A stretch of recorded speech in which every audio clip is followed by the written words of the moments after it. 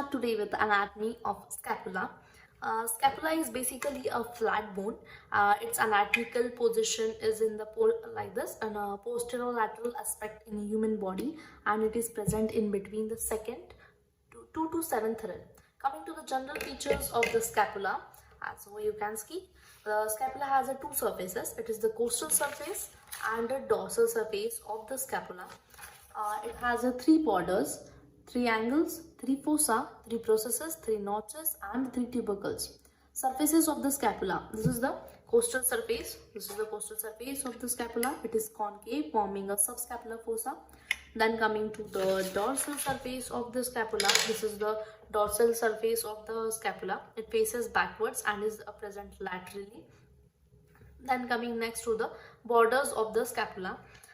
See, this is the superior border of the scapula. See, it is the sharpest and the shortest border. It extends from the superior angle to the root of the coracoid process. See, it extends from the superior angle to the root of the coracoid process. This is the coracoid process. Then medial border. This is the medial border of the scapula.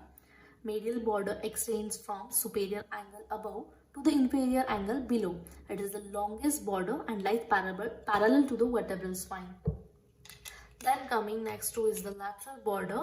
It is the thickest border because it gives attachment to the muscle and it extends from the lateral angle of that is glenoid cavity to the inferior angle. Then next coming to the angles of the scapula. First is the superior angle. Actually it is like this, superior angle. This part is missing, it is broken from here.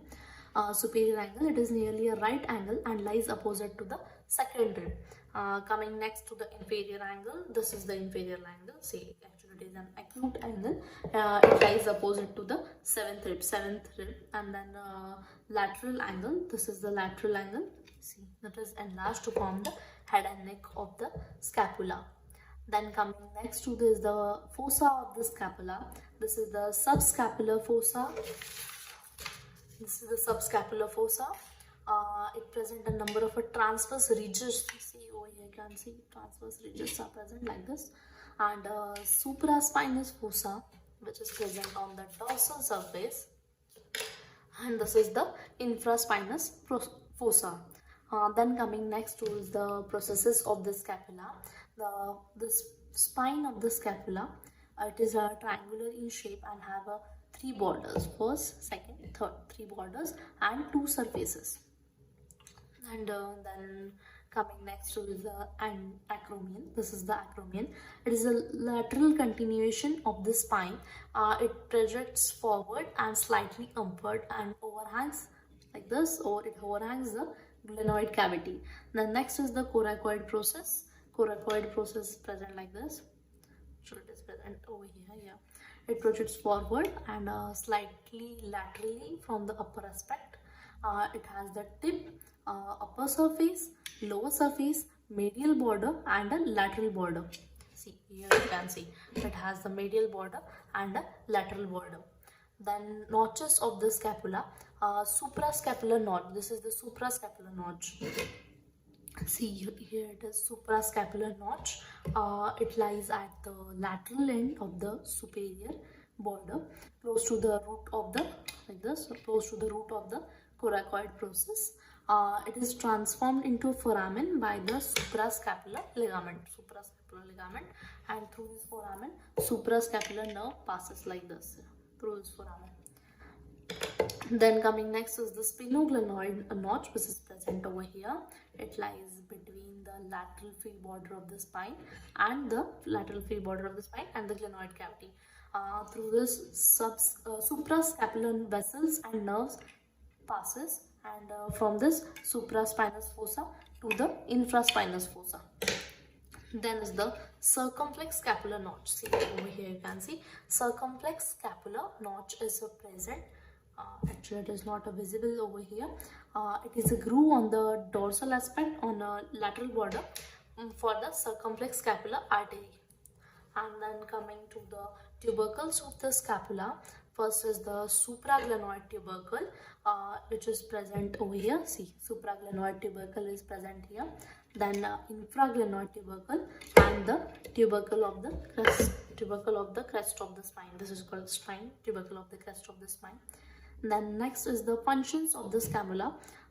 Main function of the scapula is transmission of a weight of upper limb to the clavicle and provide a wide surface area for an attachment of the muscles. Coming next to is the articulation. It articulates with the clavicle. It is a clavicle. It has acromial end and sternal end. The acromial end of the clavicle articulates with the acromial process of the scapula like this, forming the acromyoclavicular joint, which is in this way, this form, and then it forms with the head of the humerus. It forms the ball and socket joint like this. This is called as the shoulder joint. This is how it articulates. And then coming next to the shoulder joint, that is the ball and socket joint, it articulates with like this. Bones involved in this is the glenoid cavity of the scapula, and the head of the humerus. Articulating surface is the large spherical head of the humerus and a small glenoid cavity which articulate with it like this. The synovial membrane is also attached to the articular surface, like the synovial membrane is attached. Then ligaments involved is the coracohumeral ligament, and see, this is the coracohumeral ligament, three coracohumeral ligament, and a glenohumeral ligament is attached in this joint. See, like this. See, coracohumeral ligament and 3 glenohumeral ligaments are attached in the shoulder joint. Then coming next to the ligaments attached. Yes, we are done with the ligaments. One more ligament, that is the suprascapular ligament, which passes in between. Then coming next to the muscles attached. Two muscles are attached with the costal surface of the scapula. This is the subscapularis muscle and the serratus anterior muscle. Then two muscles are attached with the dorsal surface, that is the supraspinatus muscle and the infraspinatus muscle. Two muscles are attached with the spine of the acromion. This is the deltoid muscle and the trapezius. This is trapezius muscle. Then two muscles are attached above and below the glenoid cavity. This is the long head of the bicep arises from the supraglenoid tubercle, and long head of triceps arises from infraglenoid tubercle. Three muscles are attached to the dorsal aspect of a lateral border. See, this is the lateral border. Three muscles are attached to it. Firstly, the teres minor, then teres major, and over here it is attached to latissimus dorsi. Latissimus dorsi is over here. It is attached latissimus dorsi. Then three muscles are attached to the dorsal aspect of the medial border. This is the medial border of the scapula. Over here it is attached with this part. At present, here it is attached the levator scapulae like this. And then the rhomboidus minor and rhomboidus major.